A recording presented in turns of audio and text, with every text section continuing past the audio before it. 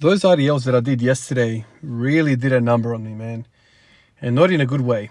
Both hips were hurting all throughout yesterday. And even this morning when I woke up, just feeling both hips. Hip flexors were absolutely destroyed in those RDLs.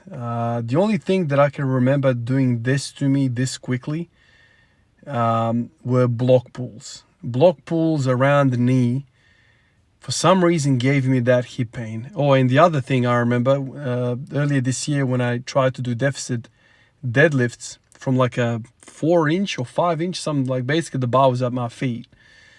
That also flared up my hip flexors. And so just like those times, yesterday, I started off with the snatch grip, then I went to a normal grip, RDLs, pulled up so. Like I tried to squat afterwards, got up to 120, and man, it's a crappy old time to try and squat with sore hip flexors. And so this morning I just basically concluded in my mind, okay, so I have to stay away from that type of movement for whatever reason. I don't understand why. I honestly think it's the snatch grip RDL, similar to like a deficit deadlift of a really high deficit. For some reason, those really acute angles of hip flexion in that sort of like high hip position, kind of like, I don't know, man, it really just flares up my hip flexors. And so today I was like, okay, I can go back to the back extensions. Like, I know they always make me feel good, the hypers, and then the back raises on the GHD. But, even before yesterday's session, I have been thinking about pin squats. Yes, pin squats again. Decided to give them a go, and I didn't have a good time today with pin squats either. The hip flexors basically get exposed like crazy on these pin squats. So whatever, anger that I put into my hip flexors yesterday with those RDLs made it really difficult to pin squat today. Literally that quarter squat angle, that quarter squat, exactly where I'm starting off there, is just the hip flexors want to scream at me. And so it took me quite a while to warm up, to get loose. It never felt good. Basically, the whole time I was pin squatting, I was feeling my hip flexors. I got up to 220 for a set of, I reckon, 2. I think I failed on the 3. Just didn't feel good. However, it got better as I went along. And eventually I got to front squats, and front squats felt really good. So by the time I finished all the pin squatting, I ended up going to 220 for a set of 2 or 3. And then I went back down to 170, so 3 red plates, and I did 5 sets of 10 with that. And by the time I kind of finished all of that, I started feeling a little bit better. And then I got to front squats, and front squats felt like $1,000,000 compared to yesterday. So much so that today I was able to hit 170 on the front squat, which is basically, 95% of my max, which is very, very good. I mean, when you hit 95 of your max on any lift, you must be feeling pretty good, but I would have never guessed that I would be able to do that walking into the gym. I just basically felt my hip flexors, both hip flexors, as I was walking in. Marching popped into my head as well. One of you guys actually mentioned marching after yesterday's video. That was also in my head, and I thought, should I start with this or that? I had all these options, but I really wanted to try pin squats. The reason why the pin squats have been on my mind in recent times, they're always on my mind, really. Like, when you think about your most successful periods of squatting, man, like pin squats are close to my heart. Like they did something to me back in the day. And, the very next question is, why the hell did you let him go? Well, the only reason I let him go is because I wanted to work on my deadlift, started to deadlift more frequently, and deadlifts and pin squats basically sit on the same chair. You can't have both of them in the mix. Like, it's very, very difficult. I tried. Maybe that's something I can explore further, but it's very, very difficult. And I remember at the time I was getting freaking drained. Pin squatting up to like 280 on a really high pin, and then trying to deadlift 240, 230. Like, it's a lot going through the system. A lot of weight, a lot of tonnage.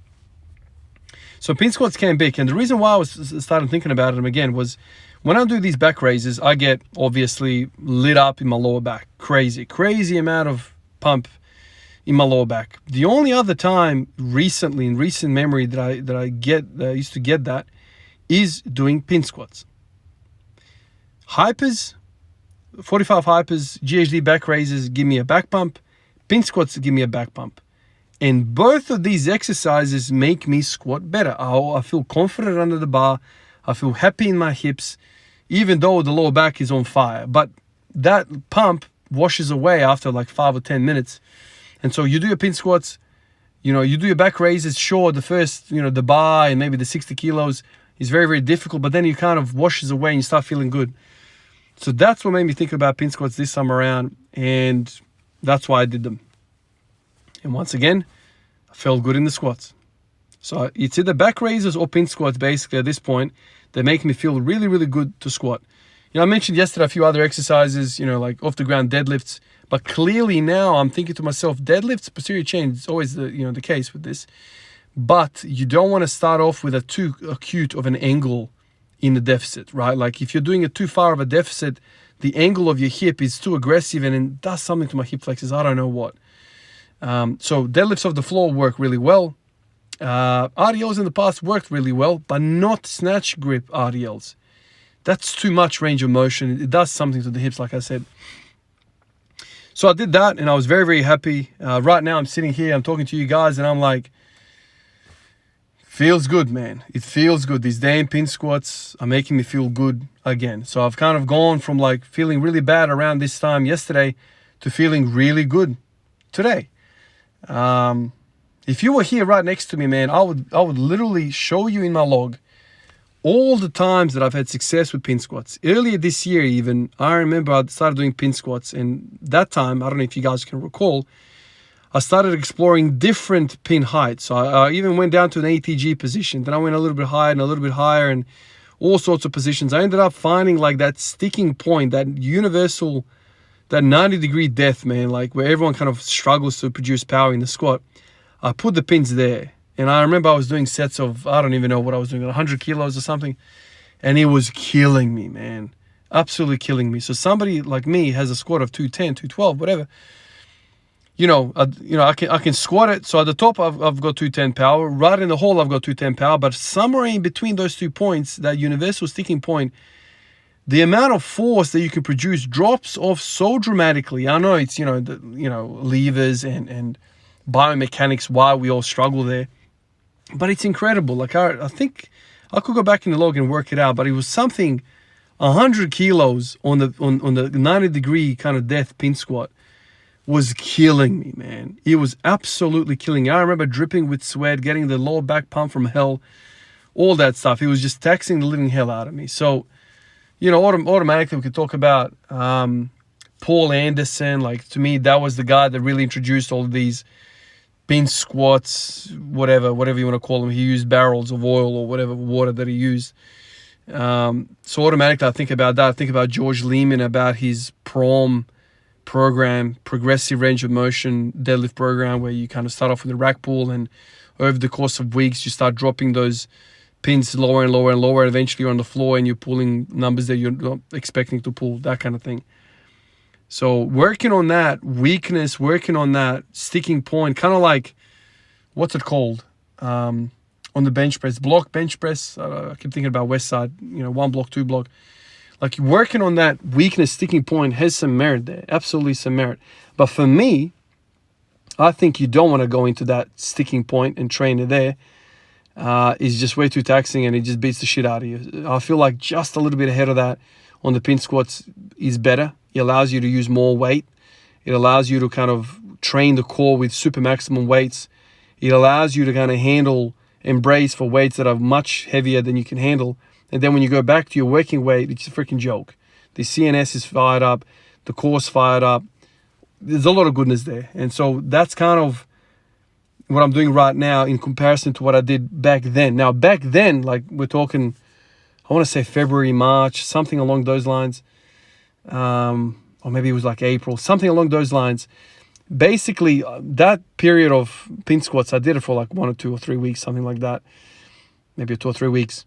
Led me to hit 200 kilos for a paused rep. So that was a PR for me. I've never paused 200 kilos on the squat, on the back squat. I ended up doing that. So And then before that, there was, you know, the glorious period, the golden period of my time, 17 days of hitting 200 kilos on the back squat for a rep every single day, 17 in a row. Like, it was a crazy, crazy period. And I often go back and I study my journal around that time, because that was a special, special time, man. Like, I often wonder. And since then, I've experimented so many other things to kind of pick apart the driving force behind that squatting period. And I keep coming back to the same conclusion, man, that the pin squats did something to me. They prepare your central nervous system. They do all sorts of stuff, like I mentioned already.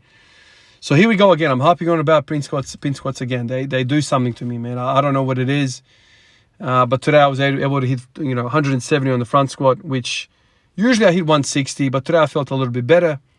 And the fact that I was feeling so shit yesterday when I went to bed and in the morning, I don't know, man, like, there's something to them. So I'm planning to kind of mess around with them as well as the back raises. That's kind of what I've got in my mind right now. I also did some volume in the front squat as well. I did 3x3 at 140, so I did that. And then I went to my bench press. I literally spent not even 5 minutes on the bench press. It took me, I don't even know, like less than 5 minutes definitely, to get from like an empty bar up to 120 for a single. Strip the weights back straight over to the stretching area, whatever you want to call it, kettlebell area, the green area. And I ended up doing 20 down. So, push-ups going from 20 instead of 20 to 19 to 18 all the way down to 1. That works up to be 210 push-ups. After that, I did some back raises and off I went home. So a very, very happy Ivan today in comparison to yesterday. I always say this, man, like, a lot of us are the same, man. You put in all this effort into, working stuff out, into getting better. Okay, no worry. We plateau. All right, everyone, you can't always progress. But when you start to regress, when you start to develop pain, that really grinds my gears, man. I am not somebody that's sitting on my ass on the couch getting fat, unhealthy. I'm actively pursuing better performance.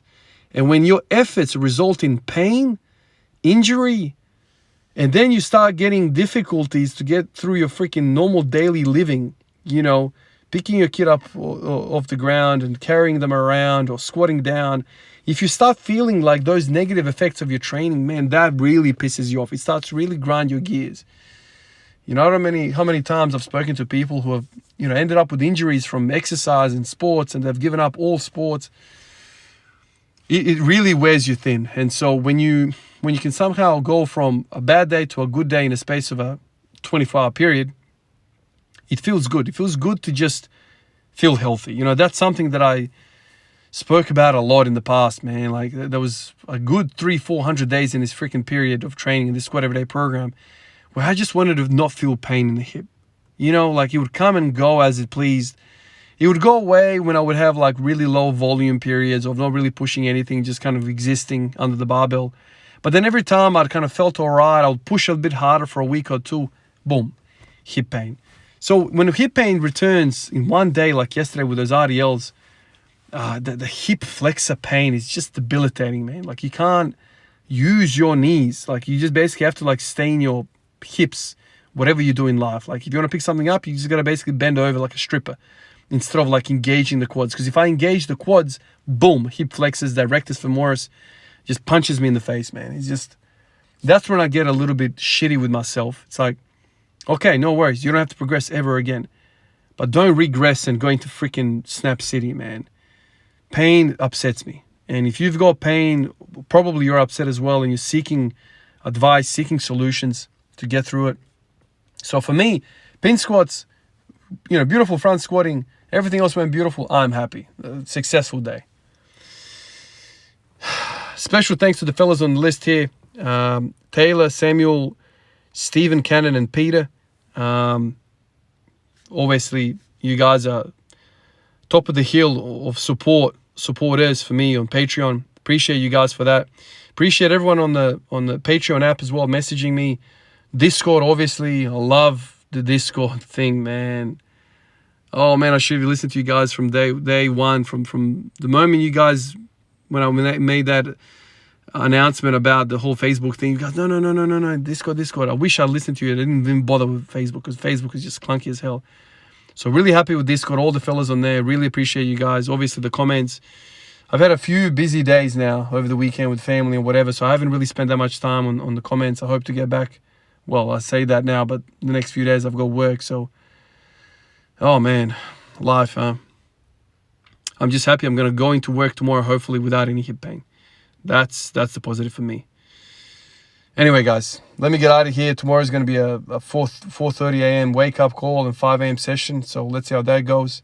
I'll try and get some pin squats in to make myself feel good, because that's the business that I'm in right now. I don't want to feel snapped up, especially going into a 12-hour shift. That will be a nightmare, limping around the place. Anyway, guys, I'll catch you guys in the next one. Peace out.